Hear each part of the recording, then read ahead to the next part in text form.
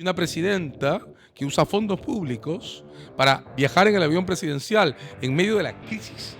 Esa no es la manera de hacer política con P mayúscula, ¿no? El sistema desconecta a electores, hombres y mujeres jóvenes, de su compromiso con construir cosas colectivamente, porque quienes están en el poder no construyen cosas colectivamente. Entonces empecemos, como dices tú, con los barrios, con las localidades, con las municipalidades, instalando este sentido del deber y del compromiso con el colectivo. Somos Carmen Maquevoy Y César Sabache. y esto es Mesa Compartida. Carmen, vamos a partir de tu última entrega en El Comercio. El texto es particularmente seductor. Entre la balacera y la bendición papal. Pones dos eventos. Creo que lo haces deliberadamente, lo confieso. Dos eventos que trasuntan frivolidad. Pero tu artículo no es sobre la frivolidad. Es sobre una cosa que me gustaría llamar la banalización de nuestras prácticas en el poder público. No te quedas en denunciar lo que está ocurriendo, te asientas en lo que está ocurriendo para mirar lo que no estamos haciendo. Quiero comenzar ahí. Quiero comenzar viendo dónde te paras frente a algo tan duro como una congresista metida en una balacera organizada por ella misma, donde muere alguien y que sale a los medios a ridiculizar su propia escena, y una presidenta que usa fondos públicos para viajar en el avión presidencial en medio de la crisis de la guerra de Gaza a buscar una foto con un papa que ni siquiera la recibe. Ya, no es solo criticar la escena, es mirar la escena que toleramos que ocurra, creo, para revisar lo que nos falta hacer como ciudadanos. Y quiero escucharte, quiero saber qué sigue después de esa reflexión. Bueno, la política como teatro, ¿no?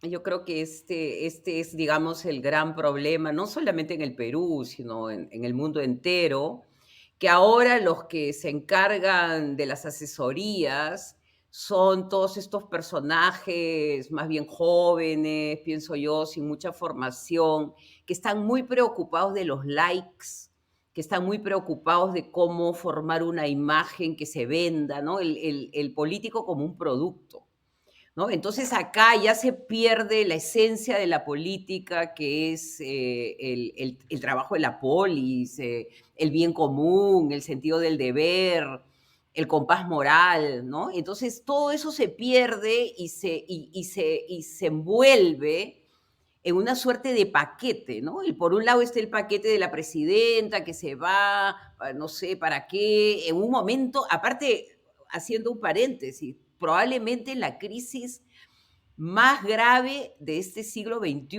que ha venido cargado de miles de problemas. Tenemos una guerra en ciernes que no se resuelve y no hay capacidad de entender que un viaje es una pérdida de tiempo, porque ahora tú te puedes comunicar por el Zoom, como lo estamos haciendo nosotros, y puedes a través de tus embajadores activar tu cuerpo diplomático, ¿no? Entonces, eso es un problema. Y el otro problema, pues, es esta congresista, segunda generación, de otro personaje que lucró con la educación, ¿no? Que surge de las provincias, eso también es interesante, ¿no? Una movilidad social acelerada, pero sin una base de conocimiento, de humanismo, de compromiso por el Perú. Entonces caes en esto, el Señor de los Milagros para en el Congreso y esta señorita está ahí ofreciéndole flores, ¿no? Cuando hay un muerto que todavía no sabemos en qué circunstancias fue asesinado. A mí me daría vergüenza,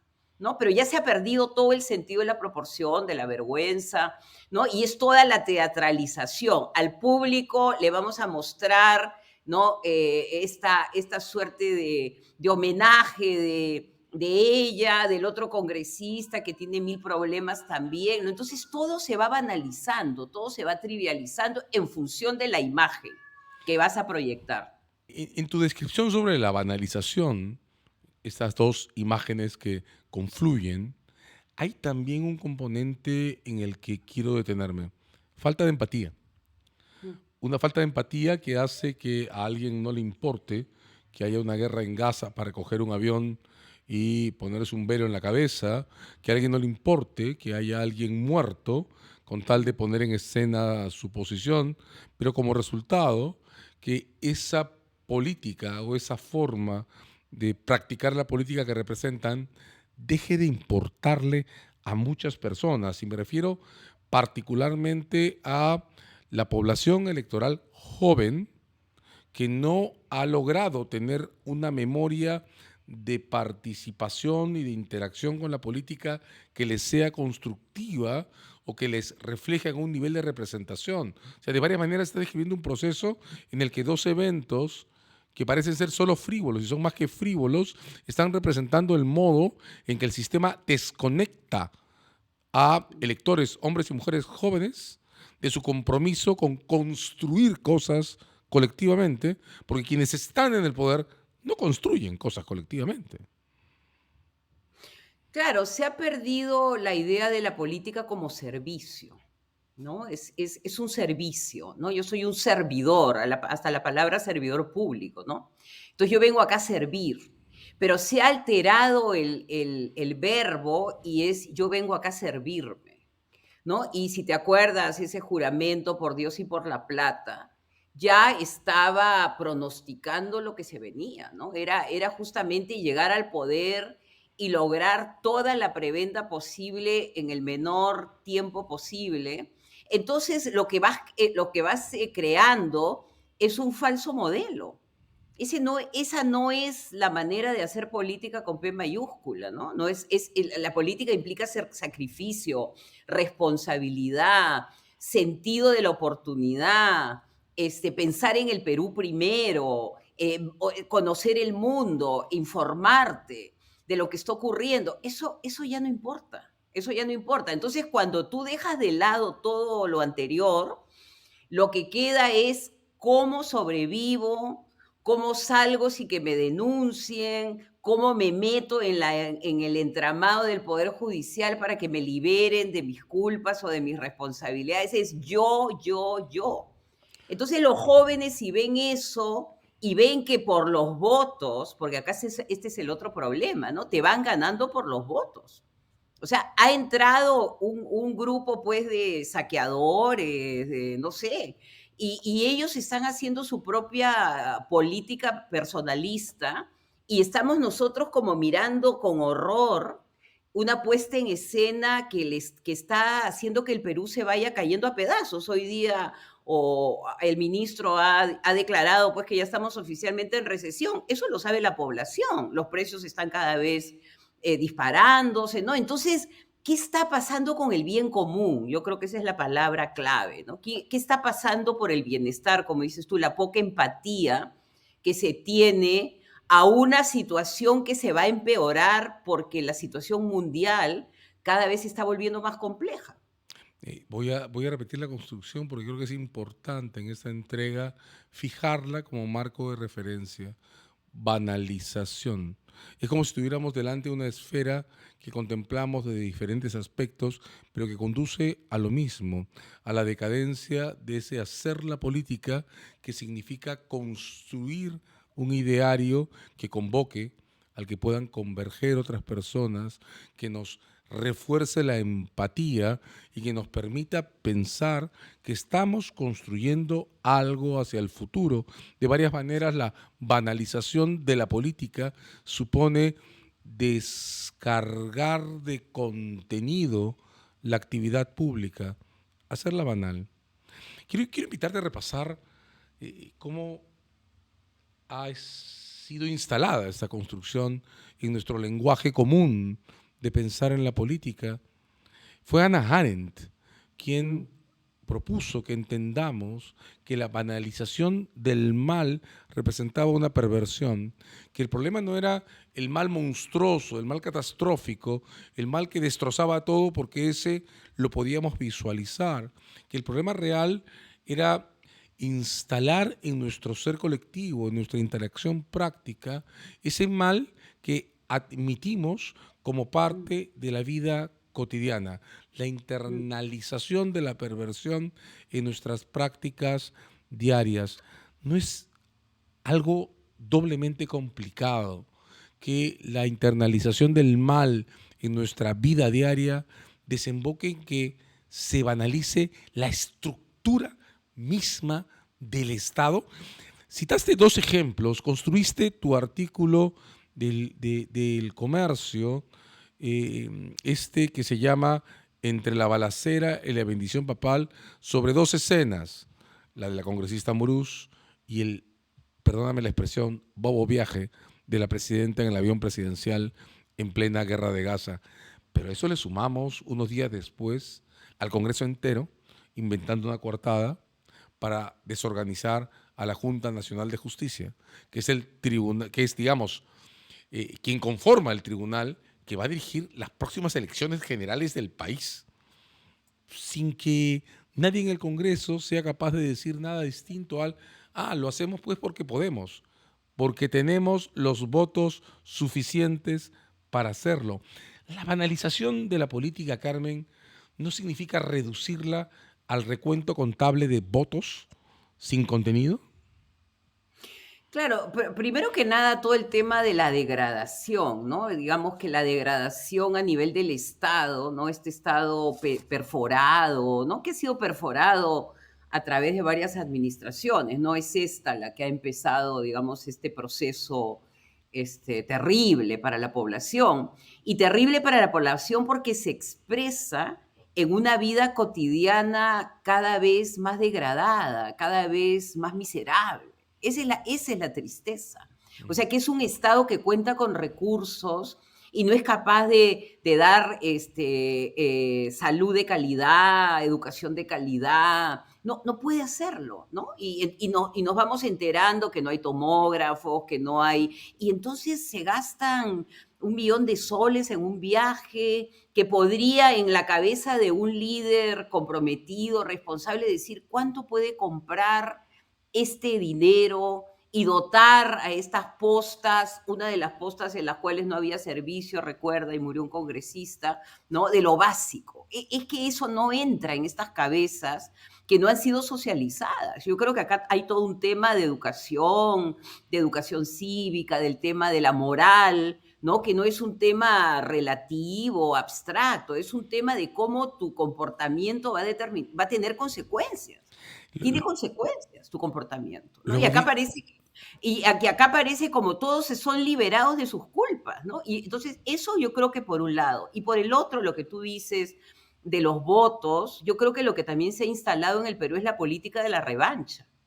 O Mm. sea, es la política de, ahora me toca a mí sacar ventaja de este modelo prebendario, pero también me toca a mí vengarme de lo que yo considero ha sido pues un ataque de los caviares, de quien sea. O sea, hay enemigos siempre. Y esa política de la revancha, que yo creo que hay que comenzarla también a analizar, a desmantelar, lo que provoca es que nunca nos podemos poner de acuerdo en objetivos nacionales. O sea, tú y yo no podemos estar de acuerdo ideológicamente, pero de repente nos ponemos de acuerdo en cómo vamos a armar una posta en Huancavelica. Tiene que tener esto, un tomógrafo, lo básico. Ahí no entra ninguna disputa de revancha. Entonces no somos capaces de trascender la venganza, la revancha y equipar, como dices tú, a todas las regiones del Perú con las postas médicas, con los colegios, con las carreteras que se merece la ciudadanía peruana, que tiene los medios, este estado de mente, como le llamo yo, para otorgárselo, ¿no? Entonces ahí hay una ruptura no solamente programática, sino de implementación de políticas públicas que no se pueden realizar por estos odios, por esto, ¿no? Cuando le preguntan a esta congresista, dice que los caviares, ¿no? Cualquier cosa en la cabeza. Y entonces eso la justifica a hacer lo que hace. Esta referencia tuya al estado de mente me atrae particularmente. Este es un país en el que el 80%, por poner un número promedio de la población, vive en términos informales. Es decir, vive sin asistencia del Estado. Perdóname la digresión, ¿no? Ayer estaba en una mesa, tú sabes que además soy abogado de litigios, estaba en una mesa de abogados litigantes, en la que discutíamos por qué no existe una sola decisión de un tribunal en este país que Exacto. sancione a una municipalidad porque una persona se haya fracturado un pie metiéndose en un agujero en una vereda, o ninguna decisión de ningún tribunal que haya sancionado a un gobierno regional porque un vehículo de transporte público se derrapó en una carretera por un derrumbe no contenido. Es decir, de varias maneras, Carmen, banalizar la política implica crear un agujero en el que la población, hombres y mujeres, no pueden percibir que la política es lo que debería hacer que tengan agua en sus casas, Exacto. escuelas en Exacto. sus barrios, electricidad en la zona en la que habitan, unas políticas locales que eviten que se rompan las piernas en los parques o que los niños mueran porque les caigan columpios oxidados encima. O sea, estamos vaciando la política y eso significa desapoderar a las personas de la posibilidad de reclamar condiciones mínimas de vida digna. Y Carmen, perdóname, y en el Congreso hay una señora que se burla de todos nosotros parándose frente a un micro cuando hay una familia a la que se le ha muerto una persona para decir que ella no es culpable de que le disparen. Es un trabajador que se ha muerto en una fiesta que ella organizó. Un trabajador, ni siquiera un invitado. Y que ha muerto por un disparo. Pero claro, el problema no es quién repara los daños a los deudos, es si ella disparó o no disparó. Mientras hay una guerra en Gaza, hay peruanos en Israel, los últimos sudamericanos en salir de Israel, y hay una señora que decide coger el avión presidencial, gastarse todo lo que eso significa, para sacarse una foto inútil con un velo junto a un señor muy respetable, el Papa, respetable para todos los católicos, pero es un Estado laico. Yo creo que acá hay una palabra que no hemos logrado introducir en nuestro vocabulario de manera cotidiana, ¿no? Y esa palabra es responsabilidad personal. No existe, no existe la responsabilidad personal. Siempre hay alguien culpable, hasta el muerto es culpable. O sea, no hay ninguna posibilidad de que se asuma públicamente, ¿no? Y se pida las disculpas del caso. No, la vida continúa. Y como aparte de toda nuestra tragedia, digamos, de no haber creado conciencia cívica, no haber creado un sentido de respeto por las autoridades, todo eso se está pues corroyendo, degradando.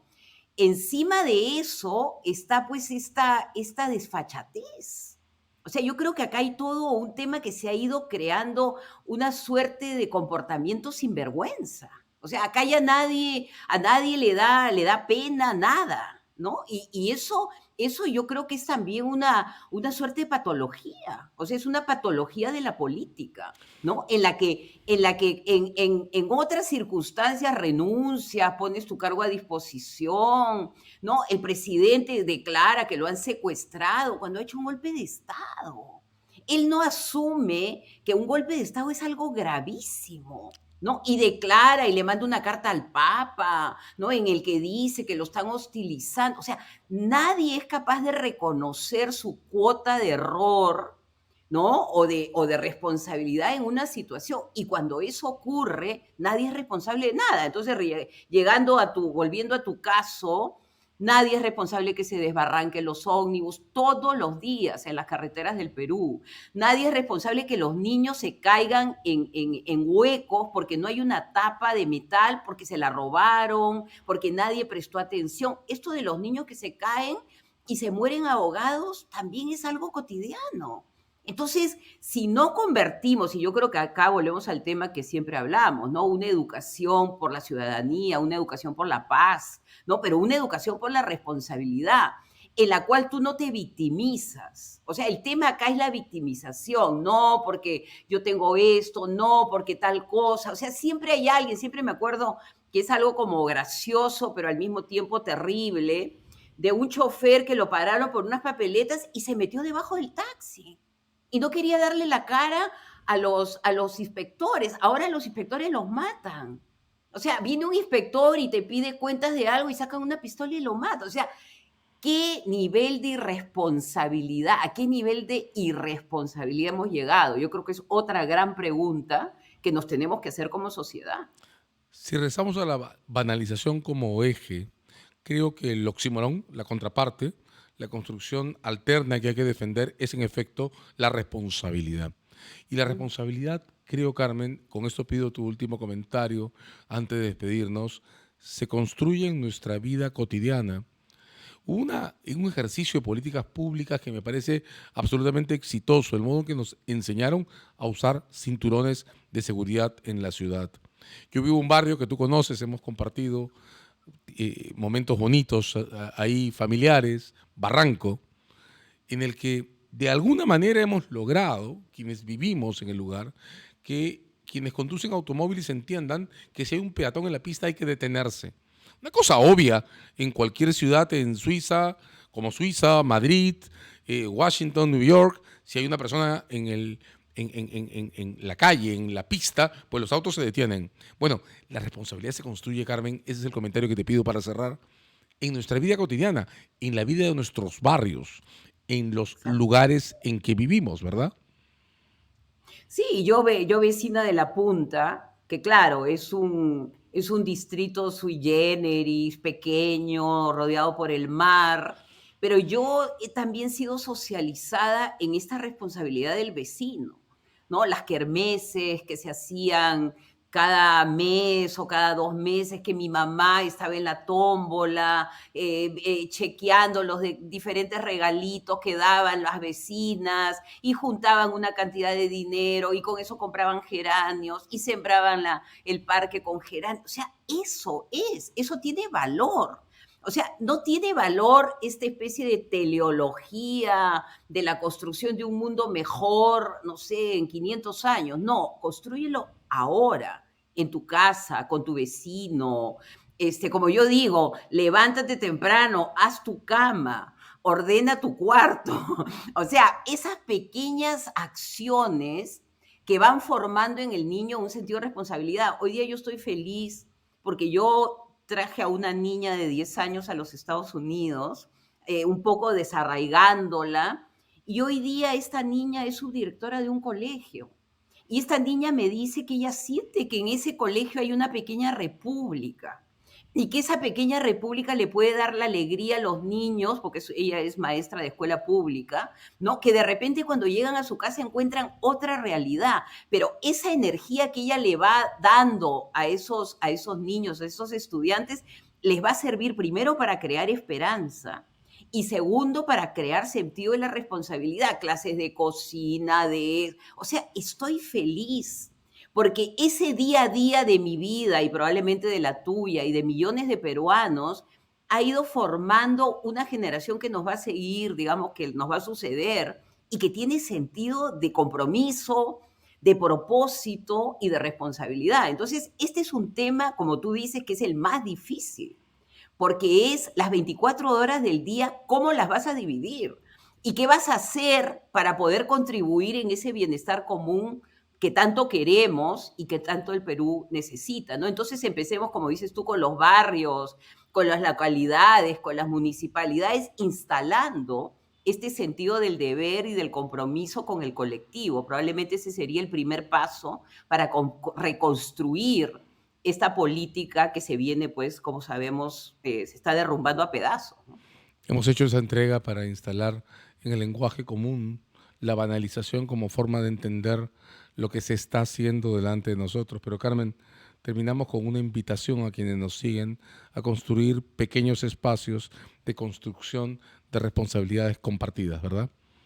Absolutamente, ¿no? Y que este interjuego entre el individuo y su comunidad es básico para crear estas estructuras políticas sanas que pueden demostrar que el Perú tiene futuro, como lo tiene, porque cuenta con los recursos. El problema son los actores que no se deciden apostar por un nosotros y que siguen en el yo y que siguen pues en la banalización y la frivolización de la política.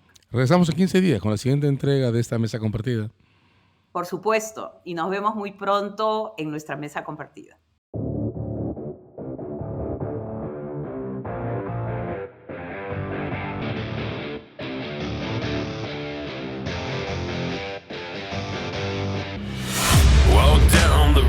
'cause you're leading, impossible to fade. No shadow lies stand behind.